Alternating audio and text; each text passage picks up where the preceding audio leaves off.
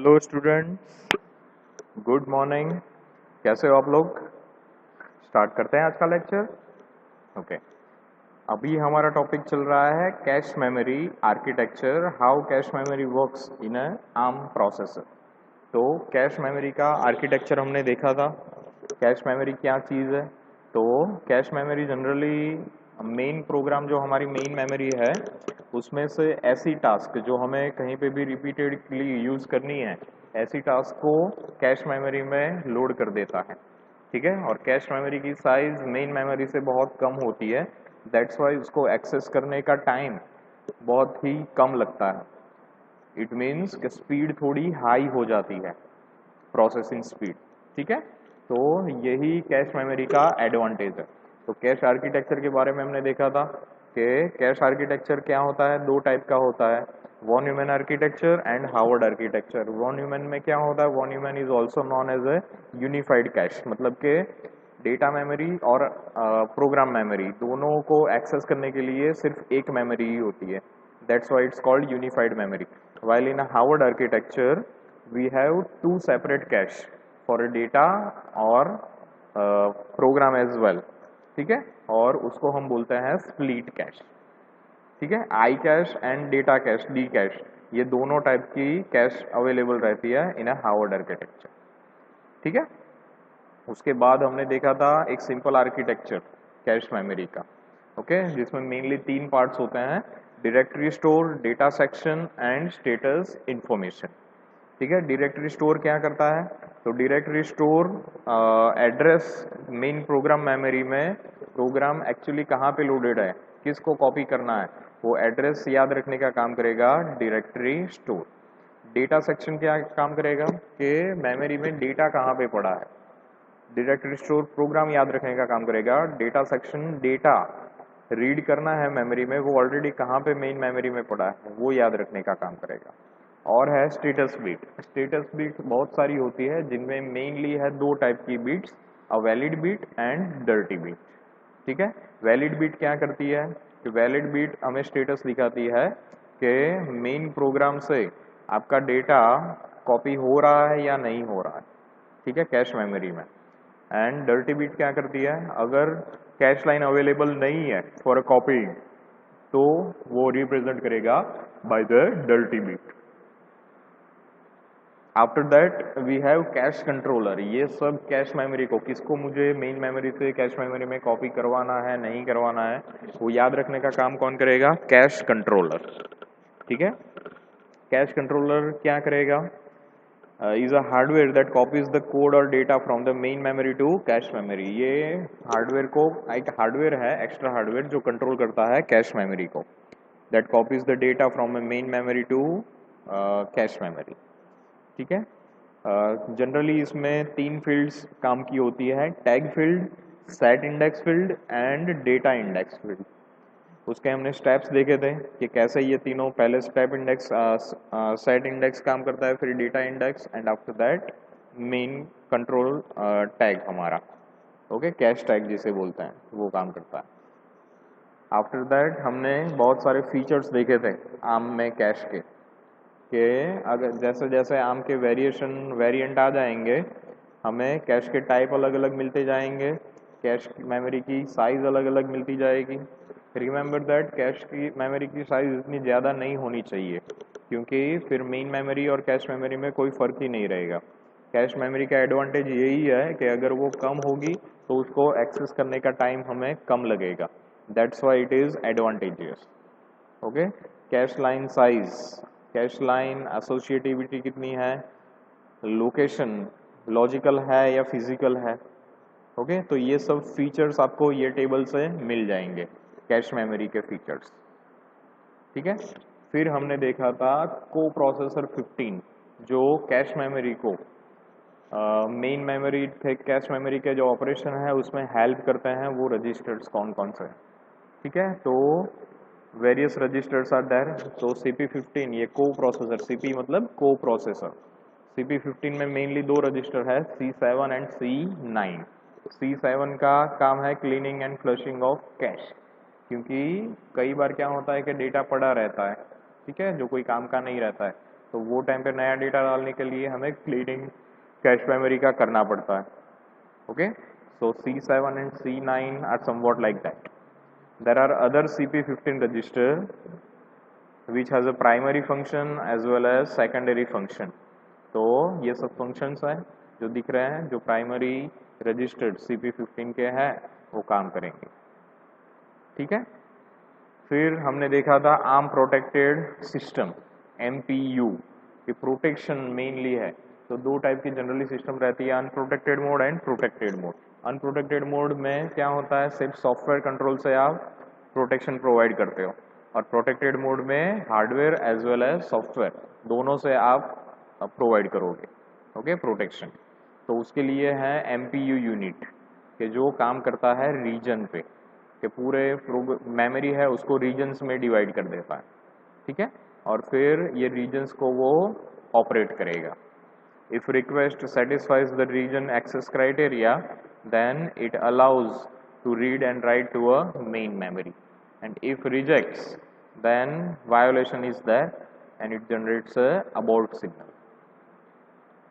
Initialisation of MPU. MPU को initialization करने के लिए को प्रोसेसर के कौन से रजिस्टर्स काम आते हैं वो हमने स्टेप बाय स्टेप देखा था. नाउ जो आज के लेक्चर में हम डिस्कस करने वाले हैं दैट इज MMU. ठीक है, MPU से बहुत अलग होता है ये MMU. एक यूनिट ही है वो, माइक्रो प्रोसेसर प्रोटेक्शन यूनिट है. ऐसे MMU है कि माइक्रो प्रोसेसर मल्टीटास्किंग यूनिट. ठीक है, तो the primary difference between the MPU and MMU is the addition of hardware to support virtual memory. Okay, MMU कैसे काम करता है, तो MMU मल्टीटास्किंग को सपोर्ट करवाता है, ARM में ये फैसिलिटी ऐड करवाता है. ठीक है, और वो ये किसकी हेल्प से करेगा, तो वर्चुअल मेमोरी की हेल्प से. ठीक है, one of the key services provided by MMU is the ability to manage task as independent program running in their own private space. ठीक है, अपने ही मेमोरी का एक पार्ट रिजर्व करके मल्टीटास्किंग में हेल्प करना, that is the motto of this MMU, कि जो एक मेन सर्विस प्रोवाइड करता है ARM को. The MMU simplifies the programming of application task because it provides resources needed to enable virtual memory. An additional memory, virtual memory is a additional memory space that is independent of physical memory attached to a system. ठीक है, MMU क्या simplify करता है, तो MMU simplifies the programming of application task. क्योंकि उसको multitasking provide करना है तो वो क्या करेगा, ऐसे सब जो एप्लीकेशन टास्क होती है उनको सेपरेटली हैंडल करेगा बाय इनेबलिंग वर्चुअल मेमोरी.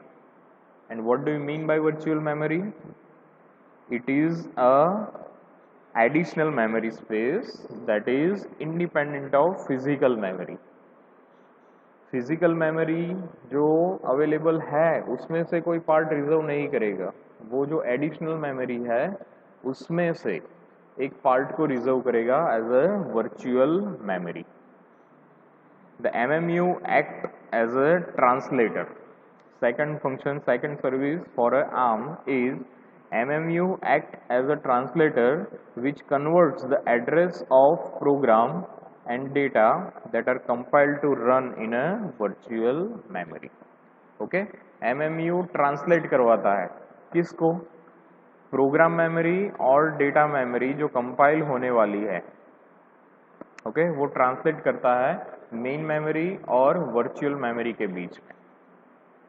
ठीक है, मेन मेमोरी का जो पार्ट आपको रिपीट टेलीकास्ट करवाना है, ऑपरेट करवाना है, तो उसको वो ट्रांसलेट करेगी for to run in a virtual memory, और वर्चुअल मेमोरी में कंपाइल हो जाने के बाद उसको फिर से ट्रांसलेट करेगी फॉर अ मेन मेमोरी. ठीक है, उनके एड्रेसेस को, कि मतलब के मेन प्रोग्राम में मेन मेमोरी में प्रोग्राम ये एड्रेस पे पड़ा है. ठीक है, और वर्चुअल मेमोरी में वो प्रोग्राम यहाँ से लोकेट करना स्टार्ट करना है, तो ये एड्रेस को कोई तो चाहिए कि जो याद रखे, तो ये चीज़ है MMU। Now what do you mean by physical address and what do you mean by virtual address? ये फिजिकल एड्रेस और वर्चुअल एड्रेस क्या चीज़ है और दोनों को ये सेपरेट करने का क्या मतलब है? ओके तो ये ट्रांसलेशन जो था मेन मेमोरी का पार्ट का, जिसको हम वर्चुअल मेमोरी में सेव कर रहे हैं, तो this translation process allows programs to run with the same virtual address while being held in a different location in a physical memory। Okay ये ट्रांसलेशन जो है वो एक एक्स्ट्रा फैसिलिटी भी प्रोवाइड करता है कि जिसमें आप मेन प्रोग्राम जो आपका है उसमें जो मेमोरी लोकेशन पे स्टोर किया है same memory location virtual memory में भी होगा, तो वहाँ पे ही प्रोग्राम डाल के उसको एक्स्ट्रा से एक्सेस कर पाए, रन कर पाए। मतलब पर्पज़ यही है कि फिजिकल मेमोरी में जो मेन एप्लीकेशन चल रही है उसके साथ साथ सेकेंडरी ऑपरेशन जो है वो वर्चुअल मेमोरी में जो प्रोग्राम लोड किया है वहाँ से ऑपरेट हो। ठीक है, virtual address are assigned by a compiler and linker when locating a program in a memory. ठीक है, जब वर्चुअल मेमोरी में कोई प्रोग्राम लोड होता है मेन प्रोग्राम का, मेन मेमोरी का, तो ये कंपाइलर और लिंकर ये दोनों का काम है कि वो याद रखेगा कि वर्चुअल मेमोरी में प्रोग्राम कहाँ पड़ा है। ठीक है, तो ये जो वर्चुअल मेमोरी में जो एड्रेस पे हमारा मेन प्रोग्राम मेन मेमोरी से जो आया है वो पड़ा होगा उसको हम बोलेंगे वर्चुअल एड्रेस। और physical address are used to access the actual hardware component of main memory where the programs are physically located। मतलब कि मेन मेमोरी में जो हमारा मेन प्रोग्राम जहाँ पे पड़ा है उसका जो एड्रेस है उसको बोलेंगे फिजिकल एड्रेस, और वर्चुअल मेमोरी में अगर प्रोग्राम पड़ा है तो वो जिस एड्रेस पे पड़ा है उसको बोलेंगे हम वर्चुअल एड्रेस। ठीक है, how virtual memory works? Virtual memory काम कैसे करती है? मल्टीटास्किंग हमने बताया कि MMU को हेल्प करती है, लेकिन कैसे? तो in the MMU task can run even if they are compiled and linked to run in a region with overlapping address in a main memory. ठीक है, MMU का मेन काम क्या है? मतलब कंपाइलर और लिंकर दोनों क्या करते हैं? मेन मेमोरी के प्रोग्राम को वो एग्जीक्यूट करते हैं। ठीक है, उनको कंपाइल करेंगे और लिंक करेंगे। तो हमने बताया था कि सबसे पहले MMU क्या करता है? रीजन्स में डिवाइड कर देता है। MPU भी सेम काम करता है कि रीजन्स में डिवाइड कर देता है। ठीक है, तो उससे वो क्या होता है? ओवरलैपिंग होता है, overlapping addresses in a main memory. To permit the task to have their own virtual memory map, the MMU hardware performs address relocation। अभी माना कि मेन प्रोग्राम में मेन मेमोरी में मेरे 3 प्रोग्राम रजिस्टर्ड है, तो कई बार क्या होता है कि सेम एड्रेस वर्चुअल मेमोरी में अवेलेबल ना भी हो, तो वो टाइम पे एड्रेस रीलोकेशन करवाना ज़रूरी रहता है। ठीक है, ये याद रखने का काम करेंगे ये कंपाइलर और लिंकर। ठीक है, और हमारे पास MMU भी है कि जो ट्रांसलेट करने का काम करेगा। फर्स्ट प्रोग्राम है वो मेन मेमोरी में 007H पे पड़ा है, तो वर्चुअल मेमोरी में 007H में भी ना भी खाली हो। ठीक है, तो वो होगा 008H पे। ठीक है, तो ऐसे एड्रेस रीलोकेशन भी कई बार करवाना पड़ता है। तो address relocation means translating the memory address out by the processor core before it reach to main memory. मतलब वर्चुअल मेमोरी से मेन मेमोरी में जब वो ट्रांसफर होता है तो ट्रांसलेशन की प्रोसेस करना, that is called address relocation. Clear about this? The easiest way to understand the translation process is to imagine a relocation register located in a MMU between the core and main memory। मतलब कि आप उसको समझना चाहते हो तो एक easy understanding है कि आप वर्चुअल मेमोरी और फिजिकल मेमोरी दोनों के बीच में एक ऐसा ब्लॉक मान लो कि ऑलरेडी एक ब्लॉक है कि जो कन्वर्ट करता है। ठीक है, वर्चुअल मेमोरी के प्रोग्राम को फिजिकल मेमोरी के प्रोग्राम में और फिजिकल मेमोरी प्रोग्राम को वर्चुअल मेमोरी के प्रोग्राम में। ठीक है, तो you can imagine that one relocation register is there between this two, physical memory and virtual memory, like this. ठीक है, ये है वर्चुअल मेमोरी और ये है फिजिकल मेमोरी। तो दोनों के बीच में मैं इमेजिन कर सकता हूं कि ये MMU है, कि जिसका मेन काम रहेगा रीलोकेशन रजिस्टर, इसमें जो होंगे वो। ठीक है, relocation register is provide a compatibility between virtual memory and physical memory, like this. समझ में आया? वर्चुअल जो एड्रेस होता है, वर्चुअल रजिस्टर्स जो होते हैं उनमें वर्चुअल एड्रेस रहता है। तो ये वर्चुअल एड्रेस कोई नॉर्मल एड्रेस नहीं होता है। वर्चुअल एड्रेस बनाने में स्पेशली लॉजिक यूज होता है। तो वो लॉजिक क्या है? लॉजिक बनाने का यही पर्पस है कि जब भी आपको वर्चुअल एड्रेस का यूज करना है या करना पड़े, तो आप उसके एड्रेस से ही मालूम कर पाओ कि वे मेन प्रोग्राम में कहाँ पे है वो। और रीलोकेशन रजिस्टर वही काम करता है कि जो इसको इसका वर्चुअल एड्रेस होगा उसको कुछ प्रोसेसिंग करके, कुछ पार्ट को डिसाइड करके वो फिक्स करेगा इन a virtual memory. Okay,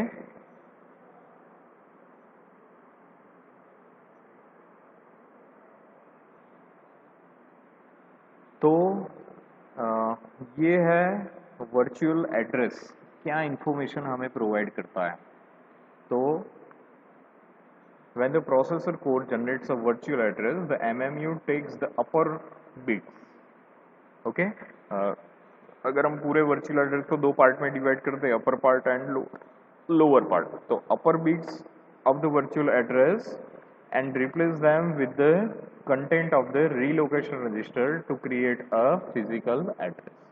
how virtual address is converted into a physical address, this is how के वर्चुअल एड्रेस की अपर जो बिट्स है, half of the upper portion, उसको रीलोकेशन रजिस्टर एक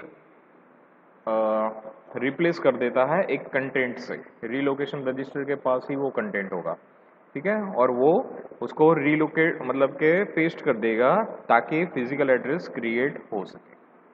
ठीक है, the lower portion of the virtual address is an offset that translates to a specific address in a physical memory. यानी कि जो लोअर पार्ट है वो क्या इंडिकेट करता है कि भाई फिजिकल मेमोरी में वो प्रोग्राम या डेटा एक्चुअली कौन से एड्रेस पे पड़ा।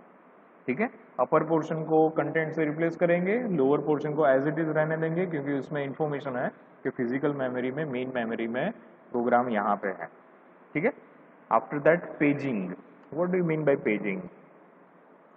तो पेजिंग मतलब कि पूरे बुक को, पेजिंग का जनरली कंसेप्ट बुक से ही आया है कि जनरली क्या करते थे हम पहले कि अगर मैं पेजिंग में नंबरिंग प्रोवाइड नहीं करता हूँ तो क्या होगा कि जहाँ कहीं पे भी बुक मैंने पढ़ना स्टार्ट किया, बीच में कहीं पे भी रुक गया मैं, ठीक है, कोई और टास्क मुझे करनी पड़ी, तो मेरा मेन जो बुक एक क्या बोलते हैं उसे, पॉइंट, कि ये 5वें पेज से पढ़ना बाकी है, वहाँ से मैं कंटिन्यू करूँगा कि वहाँ से कर सकता हूँ। ठीक है, तो वो कैसे मालूम पड़ेगा मुझे फ्रॉम द 5th पेज? तो वो मुझे मालूम पड़ेगा बाय यूजिंग दिस। ठीक है, समझ में आया?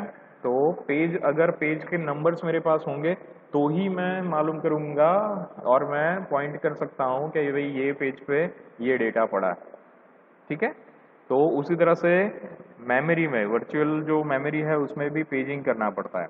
A single relocation register can only translate a single area of memory which is set by number of bits in the offset portion of the virtual address. This area of virtual memory is known as a page. Particular area को हमने page के जैसे configure कर दिया और उतने उतने area को हम पेजेस में डिवाइड करते गए। ठीक है, the area of physical memory pointed by translation process is known as a page frame. okay, the area of physical memory pointed by translation process, physical memory का एरिया के जो ट्रांसलेशन प्रोसेस में use होता है और जो हम जैसे हमने आगे वर्चुअल एड्रेस को दो पार्ट में डिवाइड कर दिया था, तो ऐसे हम एड्रेस याद रखने के लिए एक पेज फ्रेम डिसाइड कर सकते हैं, that is called page frame. ARM MMU hardware has multiple relocation registers supporting the translation of virtual memory to a physical memory. ARM के पास बहुत सारे MMU रजिस्टर हैं, ठीक है, जो ये काम में हेल्प करेंगे फिजिकल एड्रेस को वर्चुअल में, वर्चुअल को फिजिकल में कन्वर्ट करने का. The set of relocation registers that temporarily store the translation of ARM MMU are really fully associative cache of 64 relocation register. This cache is known as a TLB, Translation Look Aside Buffer. ठीक है, ARM में जो एक set आप जिसे बोल सकते हैं, a set of 64 relocation register is known as a TLB, जो ये मेन काम करेगा फिजिकल को वर्चुअल में, वर्चुअल को फिजिकल में कन्वर्ट करने का. ठीक है, MMU uses tables in a main memory to store the data describing the virtual memory maps used in a system. अभी ये वर्चुअल मेमोरी का तो हो गया कि हमने पेजिंग कर दिया, ठीक है. मेन मेमोरी में क्या करेंगे, तो मेन मेमोरी में हम टेबल्स डिसाइड करेंगे. और टेबल मतलब क्या कि एक्स फील्ड के सामने वाई फील्ड होगा. मतलब आपको ये एक्स डेटा चाहिए तो वो है वाई पेज पे, ठीक है. ऐसे पूरा एक टेबल डिसाइड होगा जिसको हम बोलेंगे page table. An entry in a page table represent all the information needed to translate a page into a virtual memory to a page frame in a physical memory. Virtual memory को physical memory में directly convert करने के लिए you have to follow a page table directly. A page table entry, that is PTE, in a page table contains the following information about the virtual page.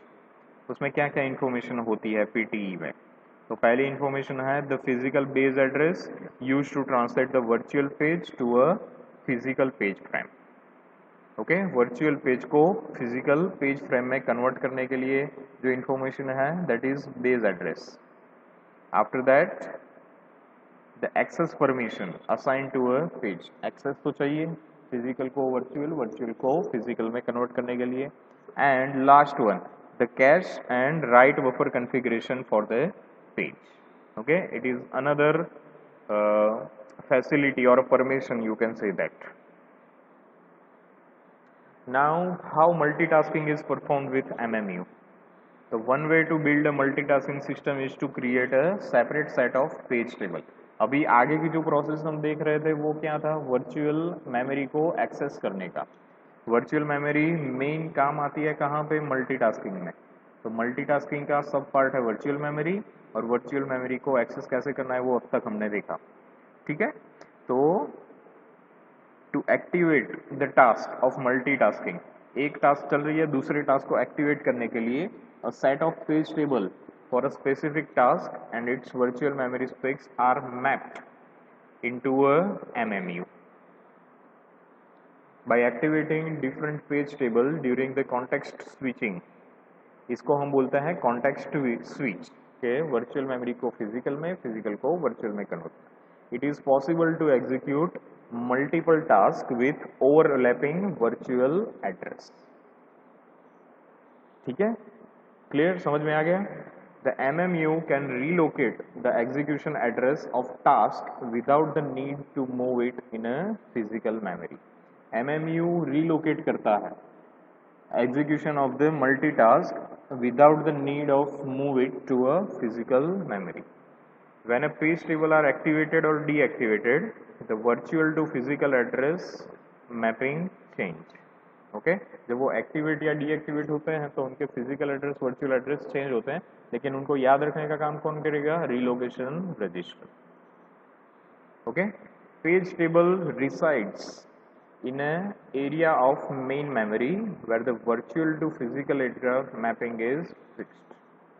Okay, page table में वो fix रहता है, लेकिन change कौन करेगा, relocation register.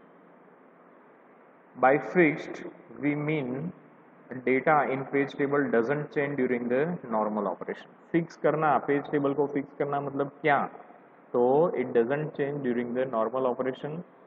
The advantage of fixing is mapping is seen during the context switching. Placing system software at a fixed virtual memory location eliminates some memory management task. Okay? System software में put करना fixed virtual memory location को, it means some memory management tasks are must required. The pipeline, concept of pipelining. Okay pipeline मतलब क्या कि एक task चल रही है वही टाइम पे दूसरी इंस्ट्रक्शन को एटलीस्ट फैच करना. जनरली हमारी कोई भी इंस्ट्रक्शन जब काम करती है तो 3 सेक्शन में काम करती है, फैच, डिकोड एंड एग्जीक्यूट. तो एक इंस्ट्रक्शन का जब फैचिंग चल रहा है ओके तो वो टाइम पे एक इंस्ट्रक्शन का जब डिकोडिंग चल रहा है तो वो दूसरी इंस्ट्रक्शन को वही टाइम पे फैच कर रहा है. जब पहले इंस्ट्रक्शन का एग्जीक्यूशन चल रहा है तो वो दूसरी इंस्ट्रक्शन को डिकोड करेगा और तीसरी इंस्ट्रक्शन को फैच करेगा. ठीक है, इसे बोलते हैं 3 स्टेज पाइपलाइनिंग. तो ऐसे पाइपलाइनिंग जो है तो pipelining effects that result of processor is executing in a region of virtual memory that is suddenly remapped. हमने जो बताया आपको कि रीलोकेशन रजिस्टर कई बार उसको रीमैप कर देता है, एड्रेस चेंज कर देता है, तो उसकी वजह से वर्चुअल को फिजिकल में कन्वर्ट करने में प्रॉब्लम आ जाती है. तो many embedded system do not use complex virtual memory but simple virtual memory to create with the fixed virtual memory map consolidated using a physical memory. मतलब कि ऐसे फिक्स्ड वर्चुअल मेमोरी के जिसमें सब कुछ पहले से कॉमन रहता है, फिजिकल के सामने वर्चुअल जो कॉमन रहता है उनको याद रखने का काम करेगा ये physical memory. This system usually collects block of physical memory spread over a large address space into a contiguous block of virtual memory. तो ये बहुत फिक्स का बहुत सारे एडवांटेजेस रहते हैं जो एड्रेसेस को फिक्स करने का. They commonly create a fixed map during the initialization process and the map remains the same during the system operation. मतलब सिस्टम ऑपरेशन भी चेंज होंगे तो भी मैपिंग चेंज नहीं होगा to create from virtual to physical. Okay, so for this lecture up till now we ends here our lecture. Okay, and a unit. Okay, हमारा unit अभी ये पूरा हो गया. नेक्स्ट यूनिट में हम इंटरफेसिंग देखेंगे आर्म का दूसरे कंट्रोलर और प्रोसेसर के साथ और दूसरे पेरिफेरल्स के साथ. ठीक है, तो अगर आपको कुछ क्वेरी है you can ask me any time. Okay, for now thank you for this lecture. Thank you.